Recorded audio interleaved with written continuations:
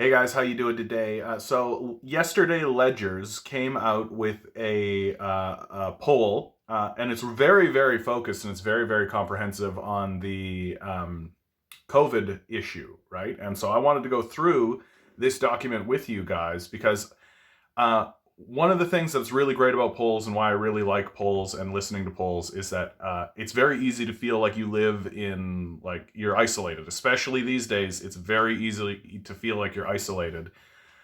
And so a poll like this, especially one that's comprehensive surrounding the COVID issue, which is the number one issue for Canadians today, is really good at sort of planting you where your opinion actually exists in the society, right? And to actually live in kind of a more real space with what's going on. So I want to go through this. I really want to go through this for myself because I have my own opinions and my own thoughts, and I want to see where I land in the populace, and I think that it's great for everybody to go through it with it. And there's also just the general sort of federal government voting intentions at the end. So uh, let's have some fun. Let's go through this. And hey, I got a new fancy technology here. I can put it up here. Look at this. Look what I've done.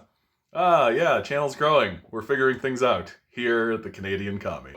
Taking everything you know and have heard into account, how confident are you that the federal government has a plan to purchase all of the vaccines necessary so those Canadians who want to get vaccinated will get vaccinated by September of this year? I don't understand September. Like, I don't understand why it's September, but they're saying September. So total confident, as you can see, 56%, total not confident, 40%. That's a pretty good split, and indicates a pretty good a pretty high level of actual confidence amongst the populace, right? Like that we are actually fairly confident that the government is doing this. And specifically, if you actually take a look down at the who are not confident, because there's this nice little graph down here, who are the people who are not very confident? It is your Albertans, right? It is your Albertans, it is your prairie folk. So unsurprisingly, the gap between the people who are confident and not confident is split along political lines. Like, chances are very good that if you live in Alberta, right, there's a higher chance that you're going to be not very confident or not at all confident, right? So if you are in conservative country. Whereas if you are living in places like Quebec, places like Ontario, the Atlantic provinces, chances are good that you have a more confident outlook on what's going to happen. But again, these margins are like pretty middling. Like, it's not overwhelming. People are just somewhat confident, which I think actually, in my view, indicates sort of a reasonableness amongst the populace, right? People are being very reasonable about how they're looking at this issue. I think that we are confident that the government will do it, but we're not like cult-like levels, right? This is a very interesting one, if you ask me. So as the pace of COVID-19 vaccinations increases in Canada, some people have suggested the economic lockdowns, restrictions, and curfews should end. At what point in the general population vaccination process would you feel comfortable ending economic/business restrictions, including curfews, closures, occupancy limits, etc.? What I really like about this information that you're seeing right here is that the highest one at 31%, when all Canadians who want the vaccine have received their required doses. That's the perspective of most people. And in fact, 18%, just under that, at least 6 months after all Canadians have received their vaccines, right? So large segments of the populace, almost 50% of the populace are saying, when everybody's had the vaccine or 6 months after they've had the vaccine. And there's only 14% of the populace that's saying we should significantly reopen the commercial activity immediately. And when you consider that 9% of the populace says, I don't know to this question, that's extremely close.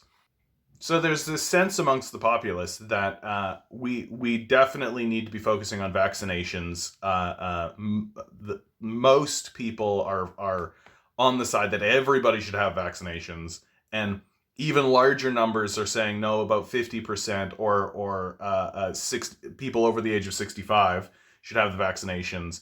Uh, and almost like very, very small groups, like 1 in 10, like 1.5 in 10, are saying no, we should open up the economy. So if you're sitting there and you have any kind of degree of like, I want these lockdowns to continue, you're in the majority by large, large sections. And I think that's a really good thing to state, and it's a really good place to plant your flag, right? And to feel good about.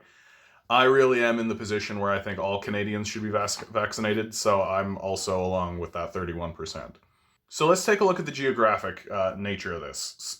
Again, like the outside one is Alberta, right? Conservative country yet again, but when you take a look at the and then you take a look at the no, we should significantly reopen. There's a tick up. It's not a huge tick though. So like Alberta's a little bit more even, right? Like it's a little bit more even in how it has this outlook, while everyone else is more or less in line with what kind of the norm is, or the medium, right? Like and the people who are above this medium, of course, if you're older, right? If you're 55, you're definitely saying like, no, I want all Canadians to be vaccinated. I want all Canadians to be vaccinated. You're in that kind of larger position.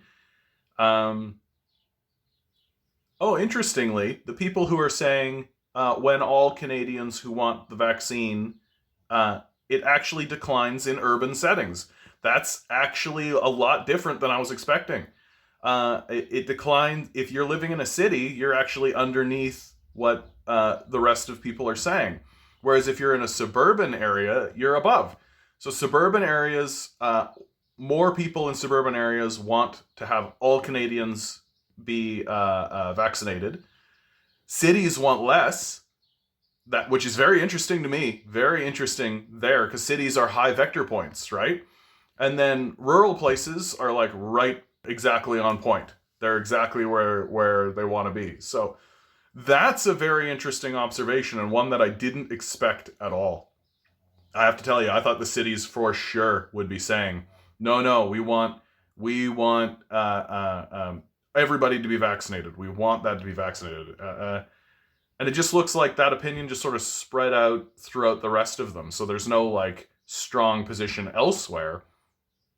But interestingly, cities are less in line with what the rest of the population thinks in regards to everyone being vaccinated. Very surprising to me. Have you or someone in your immediate family received the COVID-19 vaccine shot? Only 15% of people said yes.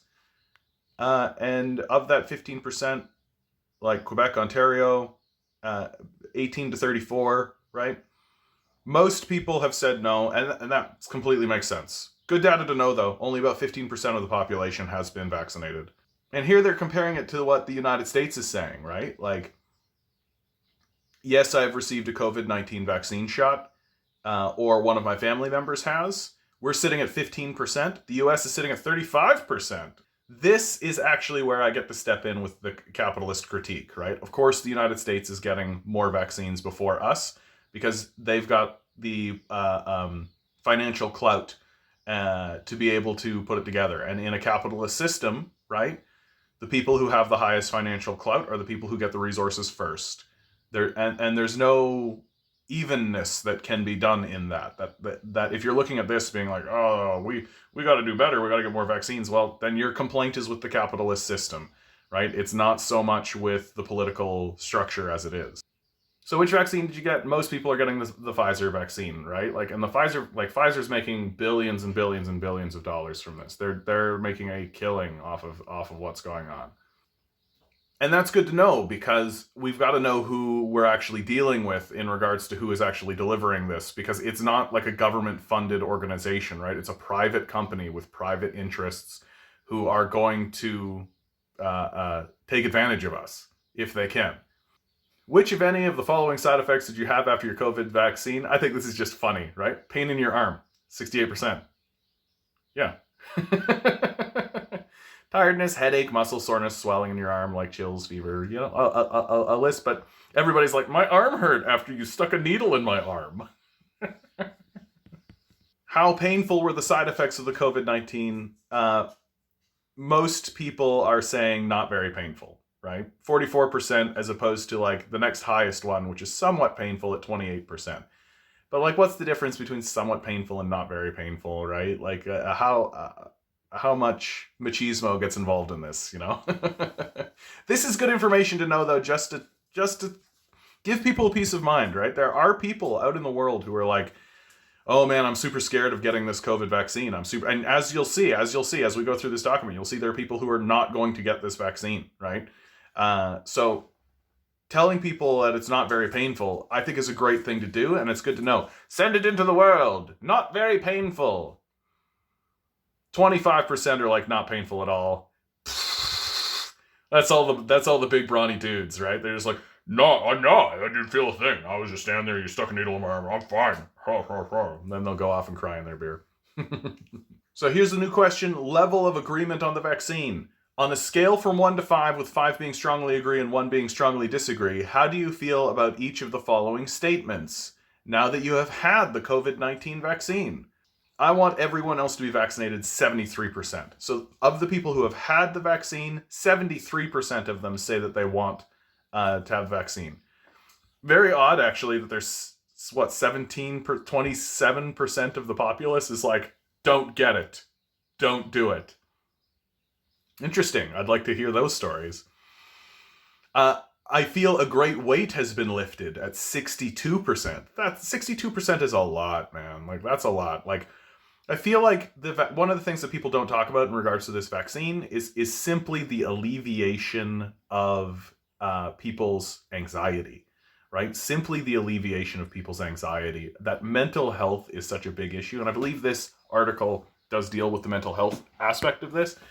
But yeah, dealing with the mental health aspect, dealing with people who are deeply concerned with anxiety, with depression. I know myself, like, I get caught in anxiety and depression with this sort of stuff. And so 62% of people saying they feel a great weight has been lifted. That's a huge boon for Canada. That's a huge boon for this whole situation, if you ask me. I can see an end to the COVID-19 crisis. 50% of people are saying yes, right? I think that indicates, again, like a mental health thing with anxiety, with depression. And for the first time since the pandemic, my life feels like it is starting to return to normal, only 43%, which makes sense. Like, people are still walking around with masks, stores are still closed. Like, things are still kind of in a weird sort of dystopian sort of place. So, but lots of really positive stuff to see here. When do you think you'll receive your first dose of the COVID-19 vaccine? Most people are thinking August, August or after, right? What is wild about this, though, if you ask me, is that 15% of the populace says they don't want to be vaccinated. 15% of the populace say they don't want to be vaccinated. And that's what I really want to focus on in this section, right? Like, most people I think are being very realistic about whether or not they're going to be vaccinated August, like, or later. That's kind of my position as well. But this, never wanting to be vaccinated, where is that coming from?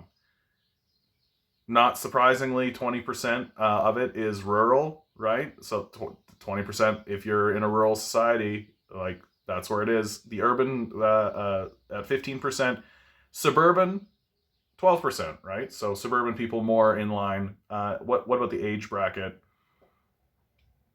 If you are 55 plus, you are lower than that 15%, but it's honestly, it's right across the board. So it doesn't seem to have much to do with age, right? It's not like a millennial boomer thing. It really is, like, pretty much across the board in terms of age. In terms of location, however, unsurprisingly, Alberta above everybody else, but not by a lot. Not by a lot. The one that's lowest, Atlantic Canada, down at 10%. So only 10% of people responded that they were never going to be vaccinated. But in my view, this is like a pretty even slice across the whole country. This doesn't seem to be too located geographically. Like, Ontario is at 15%, Alberta is at 20%, Manitoba, Saskatchewan at 18%, and across the ages it's pretty even.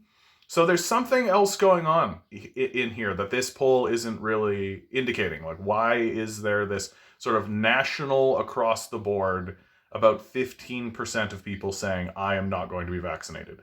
That is a fascinating figure. That is an interesting and fascinating figure that I hope to dig into with something else later on. And if anybody has this information and wants to provide it to me, I will gladly. Like, I'd love to see a poll about why do you not want to be vaccinated. That's what I want to see. I want to see a poll done by somebody like Ledgers. Why are you not interested in being vaccinated? I'd like to dig into that issue more. We're sitting at 12 to 15% saying will not take the vaccine. Here's the Americans saying 22%. 22%. So if you have that margin of error, you're looking at like 20 to 23, 4, 5%, right? Like 1 in 4 people in America, 1 in 5 people in America are saying they are not going to take the vaccine.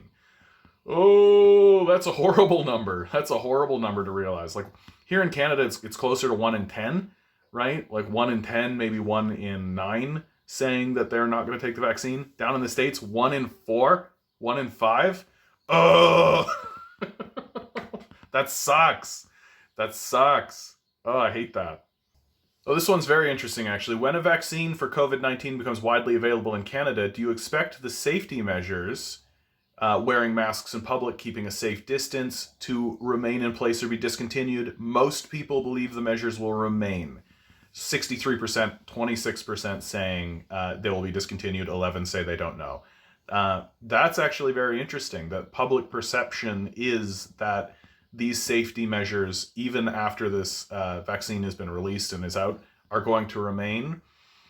Is that coming from a place where people are saying, yeah, the government's going to put them in and they're just going to stick with them? Or is that coming from a place of we should keep these in place, right? Like that's what I'd like to know. I'd like to know, are people saying this because they understand the authoritarian nature of the government and that once measures are put in, they usually stay in place? Or are people saying, nope, these measures will remain and they should remain, right? That's the difference that I'd like to see. So jumping over to mental health, right? Like that mental health during the crisis. Since the beginning of the COVID-19 crisis, how would you rate your mental health? 42% of people say good, but I'm concerned that this is sort of what people do, right? We're just like, oh yeah, fine, right? We say fine, but are we fine? Like 22% say very good, which is better than the 18% saying bad. So it looks to me like 5% of people are saying very bad, 11% are saying excellent. I'm not quite sure why they've broken it down this way, where it's like top 2 or 33% and bottom 3 or 65%. That seems very weird to me, but I guess they're just taking exactly what I just said into account, which is like people say fine, right? They say fine and they're not really fine, right? And interestingly, if you take a look at the breakdown geographically of all of this, people in Quebec are doing so much better. They're feeling so much better about this than everybody else. And it's Ontario that's feeling a little like about it, and everybody else is just kind of in line with it. That's just an interesting observation. And of course, the younger you are, the less excellent you feel about it, and the worse you feel. The older you are, the better you feel about it. That's very interesting, right? That if you are if you're in that 18 to 34 demographic, you're feeling like about it. And if you're 55 plus, you're feeling okay about it. And you know what? You know what that comes down to? That young people are working. Young people are working through this. Young people are working in the middle of this pandemic and in the middle of this crisis. So of course they're feeling way worse, right? And it's interesting. Like the 35 to 54 dynamic is still feeling bad. 55 plus, lots of retired people, right? Lots of retired people. They're not dealing with it. So I think that's what's happening here. And you can see it in the geographics just right there. This one's really interesting, right? Are you personally afraid of contracting the COVID-19 virus? 16% say very afraid. 41% say somewhat afraid. 27% not very afraid. 13% not very afraid at all. So the majority of people are sitting there being like, yeah, I'm afraid, yeah. I don't want to get this thing. I don't want to get this thing, right? So we're getting a picture here, right? Most people are scared of this virus. Most people want to wait for the vaccines to come through. Most people are very concerned, and so I think if you are feeling that way, then you can be confident that yes, this is how people are feeling. If you're not feeling that way, well, you need to be aware that you're in the minority of that opinion, and that your perspective might be colored by what's going on in your own personal life, right? Like if you're a person who's like, yeah, I'm not afraid of getting the virus at all. Like if you're a person who's sitting there saying, yeah, well, yeah, I'm not afraid of getting the virus at all because I live alone at home and I never contact anybody ever, right? Like, well, your position is different than a person who's like, yeah, I gotta go and work at a grocery store every single day. So something like this is useful to understand and know about. Again, Quebec, they're not afraid in Quebec. They're more afraid in Manitoba and Saskatchewan. That's very interesting. BC as well, higher. Ontario, higher. So most places are actually like, yeah, except Quebec, where they must be drinking wine on the pier, smoking a cigarette. You're like, life. This is actually the thing that's really like coming out of this picture, right? I was expecting more to be Alberta, right? And there's a bit of that where Alberta is like kind of the outlier, but the true outlier seems to be Quebec, man. Like Quebec is they don't care that much about it, right? They're not caring that much about the virus. They're not afraid of it. They want more. They want it to be. They want restrictions to be lifted more. All of the things that people are kind of in line with. Quebec is the one that's just like, well, c'est la vie, right? Like life will be as life is, which I think is really interesting to point out. So, what statement best describes your personal opinion of the COVID-19 crisis for Canada? The worst is behind us, 29%. We are in the worst of the crisis now, 31%. The worst of the crisis is yet to come, 22%, and 17% saying they don't know. So this is sort of just like seeing what people's like anxiety lives, right? Or hopefulness lives. This is really useful for that kind of thing. Like if you're saying like, oh, the worst is behind us and we're clear sailing now, 29%, right? Or like, it's the worst right at this moment, right? So people are like, oh, right now. And then you got 22% of the populace being like, no, dude, it's gonna get so much worse. So like when you're talking to people, right? Like this is an interesting thing to know about. And again, Quebec, 38%, nah, the worst is behind us, right? 29% of the populace is like, worst is behind us. Quebec's like, nah, the worst is behind us now, for sure. Let's go smoke a cigarette. God bless you, Quebec. But and again, like in terms of the breakdown of younger people think the same. They're like, no, the worst is behind us. We're gonna get through it too, and this makes total sense. We have a vaccine, right? It's got to be that the worst is behind us now in terms of this particular crisis. To this day, are you satisfied or not with the measures put in place to fight the COVID-19 pandemic by the following? Federal government, provincial government, local municipal government. Most people, right, take a look. Most people are somewhat satisfied. Not a lot of people are very satisfied, right? People are not walking away from this crisis going like, they nailed it, right? Nobody's walking away going like, yeah, they nailed it. But most people are walking away being like, yeah, okay. Which I think is completely and perfectly reasonable. My position has always been that this is a crisis, it's a pandemic, it's difficult at simultaneously dealing with like a capitalist structure and a capitalist system. So it's completely reasonable to expect this to look chaotic, to look difficult, to look ridiculous. And I think if you're saying like, yeah, it's what are you gonna do? So yeah, sure, they did it.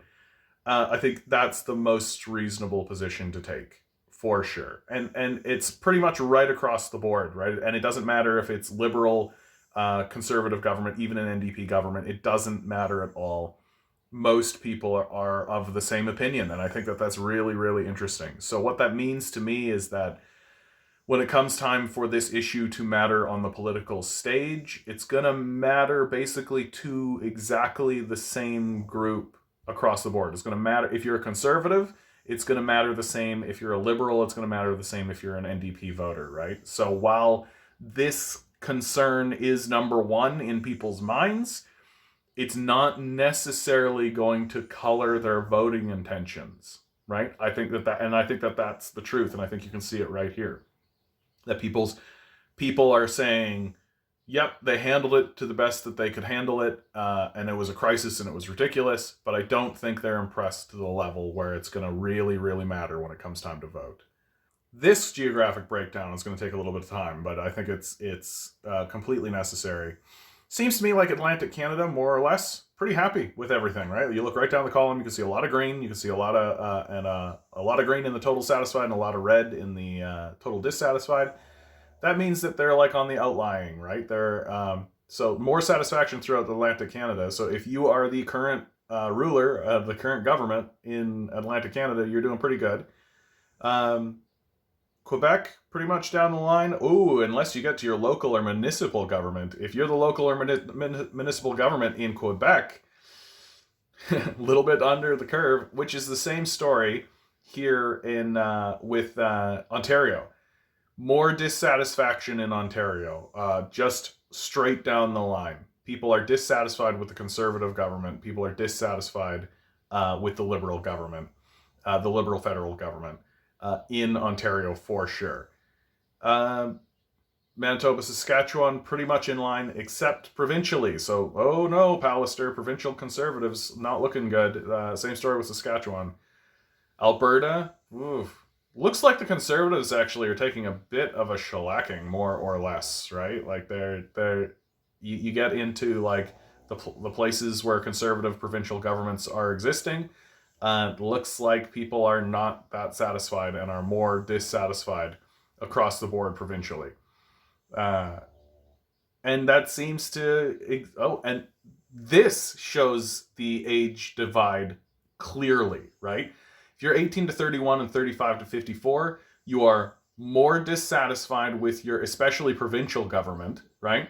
Whereas if you are 55 up, you are more satisfied. Right? So here's the first time in this entire analysis that there is a divide in age that is significant. And it comes to the provincial government mainly. A little bit of that within the federal government, but you can really see it in the provincial governments across the board. So if federal elections were held today, which political party would you be most likely to vote? So you take a look. Justin Trudeau's Liberal Party of Canada, right? So the Atlantic provinces are where Justin Trudeau has like most of his sway. Clearly 49%, right? Almost 50% of Atlantic Canada is interested in voting for Justin Trudeau. Only 20% for Aaron O'Toole, and less than that for the NDP at 15%. You go over to Quebec, Justin Trudeau sitting at 34%. Again, Aaron O'Toole down, Jagmeet Singh tied basically with the Conservatives. Ontario, my poor dear Ontario, right? Justin Trudeau sitting at 38%, Aaron O'Toole at 32%. I find this to be very interesting because the Conservatives are actually down by a single point in this poll. The Liberals are also down by a single point in this poll. And the NDP are up by 3, right? They're gaining ground. And where they have the most sway is actually British Columbia, it looks like. Most people, when they're voting for NDP, they're doing it in British Columbia. Okay, so my final thoughts. Looks like most people are being very calm and very rational about what's going on. In terms of the anti-vaxxers, probably only 1 in 10 here in Canada. In terms of people rushing to want to reopen the economy, again, only like 1 in 10. So, hey, those numbers align, right? 10% of the population is like, I'm an anti-vaxxer, I'm not going to get those vaccines. And then 10% of the population is, yeah, open everything up. So, yeah, if you don't think that vaccines work, if you don't think any of that kind of a thing happens, yeah, of course you want to reopen the economy. What is interesting to see from this is that the NDP are on an upswing. And that's something I'm going to keep a close eye on because if the NDP can continue their crawl upwards, and actually start to threaten the liberals, maybe we can actually get some appropriate legislation passed. Okay, guys, I hope that you enjoyed this video. I got more time on my hands now, so as you can see, I've been editing and adding kind of infographics and things like this. Hopefully you like that format a little bit better. I'm hoping things improve as we go on. Please be sure to like, share, subscribe. Please be sure to like, share, subscribe. We got to send this kind of information around. We got to do these kinds of analyses. And hey, if you've got a buck jangling around in your pocket, I could sure use it. It's only $1, but it really, really helps me on out. Okay, guys. Don't let these guys gaslight you. Don't let people lie to you. That's why I do these polls, is so that we can find solidarity with one another and find root with what is everybody else saying and what do we actually think about one another. All right. Good luck. We're going to need it.